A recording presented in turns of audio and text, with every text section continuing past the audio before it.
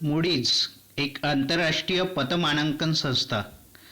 या पतमानांकन संस्थेने भारताचे अलीकडेच पतमानांकन केले आहे आणि हे पतमानांकन BAA2 वरून BAA3 असे केले आहे. चला तर मग बघूया ही मूडीज आंतरराष्ट्रीय पतमानांकन संस्था काय आहे आणि भारताचे पतमानांकन या बाबतीत काय आहे.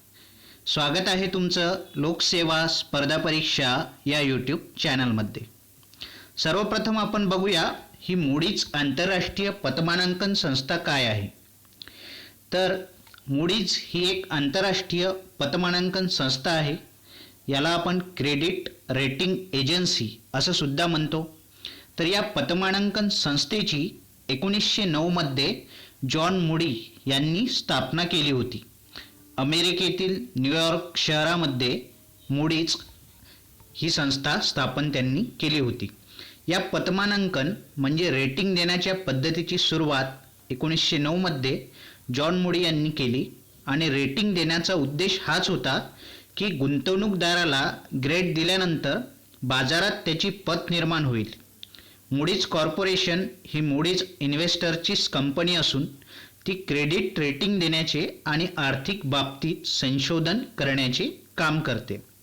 म्हणजे जगामध्ये जे आर्थिक व्यवहार होतात ते कंपन्यांचे असतील, इन्शुरन्स कंपन्यांचे असतील किंवा इतर वित्तीय संस्थांचे असतील, तर ह्या कंपन्या, इन्शुरन्स कंपन्या किंवा इतर वित्तीय संस्था ज्या आहेत त्यांनी किती कर्ज उचलले आहेत, त्यांना किती कर्ज ते फेडू शकतात या बाबतीतचे आणि गुंतवणूक योग्य त्या कंपन्या किंवा त्या देशातली अर्थव्यवस्था आहे की नाही याचं मानांकन करण्याचं काम मूडीज ही पतमानांकन म्हणजेच रेटिंग एजन्सी करत असते. आता बघूया आपण मूडीजचं काम काय आहे. सध्या मूडीज जागतिक भांडवल बाजाराचा महत्त्वपूर्ण भाग आहे आणि ही कंपनी वित्तीय बाजाराला क्रेडिट रेटिंग म्हणजेच पतमानांकन करत असते. त्यासाठी ती रिसर्च टूल आणि विश्लेषणाची सेवा पुरवत असते. रिसर्च टूल म्हणजे संशोधन साधने पुरवणे आणि एखाद्या कंपनीचे विश्लेषण म्हणजे ॲनालिसिस करणे याचं काम मूडीज हे करत असते. ही जागतिक भांडवल बाजारातील एक महत्त्वपूर्ण अशी संस्था आहे. आता बघूया रेटिंग कसे ठरते. मूडीज ही जे पतमानांकन संस्था आहे ती रेटिंग जे ठरवते ते कुठल्या आधारावर ठरवते. मूडीज ही एक क्रेडिट रेटिंग एजन्सी आहे. ही एजन्सी 100हून अधिक अर्थशास्त्रज्ञ आणि विश्लेषकांसमवेत चर्चा करून काही निकषांवर संबंधित देशाचे रेटिंग निर्धारित करते. मात्र या रेटिंगचा कोणताही निश्चित फॉर्म्युला ठरलेला नाही. म्हणजे मूडीज जी रेटिंग ठरवते त्याचा एक्झॅक्ट असा कुठलाच फॉर्म्युला नाही, परंतु काही निकष म्हणजेच पॅरामीटर्स असे आहे की त्या पॅरामीटर्सचा विचार करून मूडीज ही जी संस्था आहे त्या अर्थव्यवस्थेचं पतमानांकन म्हणजे क्रेडिट रेटिंग करत असते. आपण क्रेडिट रेटिंग कशाला म्हणतात हे पुढे बघणारच आहोत. तर हे पॅरामीटर्स किंवा निकष काय असतात याबद्दल आपण आता बघूया. निकष कसे ठरतात म्हणजे एखाद्या अर्थव्यवस्थेला किंवा कंपनीला कुठले पतमानांकन म्हणजे कुठले क्रेडिट रेटिंग द्यायचे आहे हे मूडीज कशावरनं ठरवते त्याला त्याचे निकष म्हणजे पॅरामीटर्स म्हणतात. तर कोणत्याही देशाचे रेटिंग निर्धारित करताना देशावरील कर्ज आणि ते फेडण्याची क्षमता लक्षात घेतली जाते. म्हणजे एखाद्या देशावर किती कर्ज आहे आणि तो देश कर्ज दिल्यानंतर ते कर्ज फेडू शकेल की नाही याचा अंदाज मूडीज ही पतमानांकन संस्था घेत असते. याशिवाय रेटिंग एजन्सी त्या देशातील आर्थिक सुधारणांची गती आणि त्याचा भविष्यावर पडणारा प्रभाव आदी बाबी लक्षात घेऊन रेटिंग देतात. म्हणजे एखादी रेटिंग एजन्सी आहे, म्हणजे मूडीजचंच उदाहरण घेऊया. तर मूडीज काय करणार की त्या देशातील एखाद्या देशातील आर्थिक सुधारणांची गती म्हणजे तिथे इकॉनॉमिक रिफॉर्म्स किती रॅपिडली किती गतीने केल्या जात आहे. उदाहरणार्थ 2017 मध्ये GST goods and service tax म्हणजे वस्तू आणि सेवा कर भारताने लागू केला. म्हणजे आपली ही आर्थिक सुधारणा होती, ही कररचना होती आणि आर्थिक सुधारणा होती. तर या GSTचा भविष्यावर पडणारा प्रभाव काय राहील, तर या गोष्टीचा सुद्धा मूडीज अंदाज घेत असते आणि त्यानुसार रेटिंग देत असते. आणि म्हणूनच 2017मध्ये मूडीजने आपल्याला BAA3 वरून BAA2 हे रेटिंग जाहीर केले होते. म्हणजेच आपल्या आर्थिक सुधारणा झाल्या होत्या. पुढे बघूया. विदेशी अथवा देशी कंपन्यांना देशाची अर्थव्यवस्था नेमकी कशी आहे याचे आकलन करणे अवघड जाते. या पार्श्वभूमीवर त्या कंपनी रेटिंग एजन्सीची मदत घेतात. उदाहरणार्थ टाटा ही एक कंपनी आहे. तर टाटा कंपनीला स्वतःच्या देशामध्ये किंवा इतर कंपन्यांमध्ये किंवा इतर देशांमध्ये, इतर देशातील कंपन्यांमध्ये जर गुंतवणूक करायची आहे, तर ही गुंतवणूक करण्याचं काम, गुंतवणूक करण्यापूर्वी टाटा कंपनी काय करेल की या मूडीजची रेटिंग बघेल. मूडीजनी त्या ठराविक कंपनीला, ज्यामध्ये टाटा कंपनी गुंतवणूक करणार आहे किंवा ज्या देशामध्ये गुंतवणूक करणार आहे, तेथील त्या कंपन्यांची, त्या अर्थव्यवस्थेची क्रेडिट रेटिंग मूडीजनी काय दिली आहे हे टाटा कंपनी बघेल आणि त्यानंतरच गुंतवणूक करेल. जर टाटा कंपनीला वाटले की ठराविक देशामध्ये किंवा ठराविक कंपनीमध्ये गुंतवणूक करणे किंवा कुठल्याही गुंतवणूकदाराला असे वाटले की ठराविक कंपनी किंवा येथील अर्थव्यवस्थेत गुंतवणूक करणे म्हणजे धोका पत्करणे आहे, तर तो गुंतवणूक करणार नाही. आणि त्यासाठीच ही क्रेडिट रेटिंग एजन्सीची ह्या कंपन्या आणि गुंतवणूकदार मदत घेत असतात. त्यानंतर कंपन्या एजन्सीच्या अहवालानुसार गुंतवणूक योजना तयार करत असतात. याशिवाय रेटिंग निर्धारित करताना देशातील राजकीय स्थिती, आखलेली धोरणे, आयात निर्यात आदी बाबीही पाहिल्या जातात. परत एकदा बघूया निकष कसे ठरतात किंवा पॅरामीटर्स कसे ठरतात. एकदा सलग बघूया. कोणत्याही देशाची रेटिंग निर्धारित करताना देशावरील कर्ज आणि ते फेडण्याची क्षमता लक्षात घेतली जाते. याशिवाय रेटिंग एजन्सी त्या देशातील आर्थिक सुधारणांची गती आणि त्याचा भविष्यावर पडणारा प्रभाव आदी बाबी लक्षात घेऊन रेटिंग देतात. विदेशी अथवा देशी कंपन्यांना देशाची अर्थव्यवस्था नेमकी कशी आहे याचे आकलन करणे अवघड जात असतं आणि याच पार्श्वभूमीवर त्या कंपनी रेटिंग एजन्सीची मदत घेतात.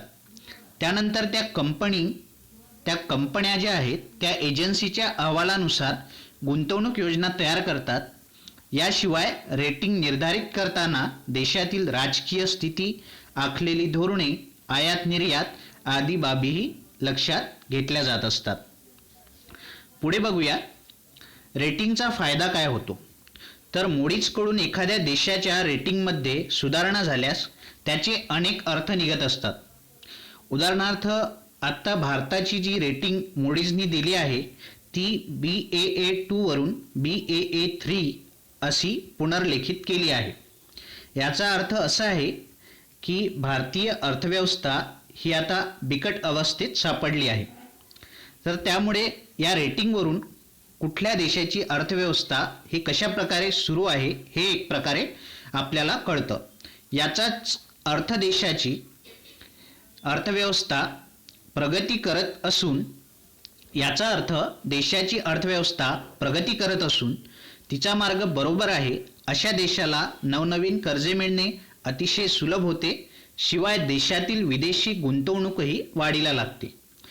जर एखाद्या पतमानांकन संस्थेने क्रेडिट रेटिंग चांगले दिले असेल तर याचा अर्थ तो देश इतर आंतरराष्ट्रीय वित्तीय संस्थांमधून कर्ज त्या देशाला अगदी सहजपणे मिळू शकतं.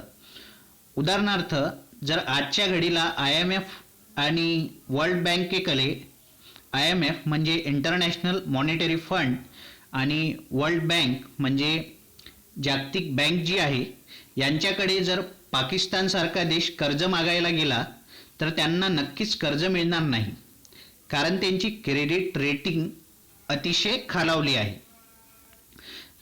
त्याचबरोबर इतर देश जे विकसित देश आहे किंवा भारत असेल, विकसनशील देश असतील, तर यांची जी क्रेडिट रेटिंग आहे ती चांगली असेल तर यांना IMF आणि वर्ल्ड बँकेकडून कर्ज मिळणे सोपं जाऊ शकतं.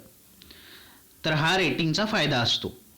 आणि ज्यांची क्रेडिट रेटिंग अत्यंत खालावली आहे, ज्यांची क्रेडिट रेटिंग C किंवा D पर्यंत खालावली आहे, त्यांना कर्ज मिळणं फार कठीण जातं आणि त्यांच्यावर इतर देशांचा आणि कंपन्यांचा, गुंतवणूकदारांचा विश्वास बसणं हे मुश्किल होऊन जातं. पुढे बघूया रेटिंगचे प्रकार काय असतात. तर मूडीजने ग्रेड देण्यासाठी 9 विभाग निश्चित केले आहे.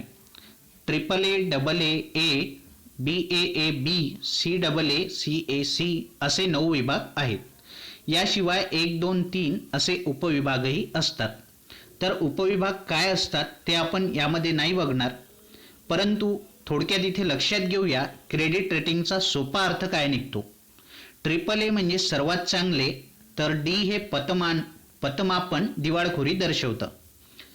म्हणजे मी यापूर्वी जसं म्हटलं होतं की क्रेडिट रेटिंग ही प्रत्येक पतमानांकन संस्था जी आहे ती आपापले ग्रेड आणि आपापली क्रेडिट रेटिंग हे वेगवेगळ्या चिन्हांनी किंवा सिम्बॉल्सनी अंकित करतं. ABCD या प्रकारचे ते असू शकतात. तर AAA म्हणजे सर्वात चांगले. काही पतमानांकन संस्था D सुद्धा क्रेडिट रेटिंग म्हणजे पतमानांकन देतात. तर D म्हणजे दिवाळखोरी दर्शवतं. म्हणजे जो देश अगदी गरीब झाला आहे, जो कर्ज घेतल्यानंतर फेडू शकणार नाही, ज्याची कर्ज फेडण्याची कुवत नाही, त्यांना D रेटिंग दिलं जातं. म्हणून AAA, AA आणि A हे गुंतवणुकीस योग्य मानलं जातं. BBB, BB आणि B गुंतवणूक करू शकता, परंतु धोका आहे. म्हणजे धोका पत्करून गुंतवणूक करणे ज्याला आपण म्हणतो, त्याची जी क्रेडिट रेटिंग आहे ते B या अल्फाबेटमध्ये येतं. म्हणजे गुंतवणुकीस धोका होण्याची शक्यता. आणि C अल्फाबेट जो आहे तो गुंतवणुकीस अयोग्य दर्शवतो. म्हणजे तो देश, त्या देशाची अर्थव्यवस्था अत्यंत खालावलेली आहे. तर ABCD अशा प्रकारे आपापल्या ग्रेडिंगनुसार ह्या पतमानांकन संस्था ज्या आहेत त्या क्रेडिट रेटिंग ठरवत असतात. पुढे बघूया रेटिंगचे प्रकार काय दर्शवतात. तर आपण आत्ताच बघितले होते. Aचा अर्थ असा की गुंतवणुकीसाठी योग्य देश.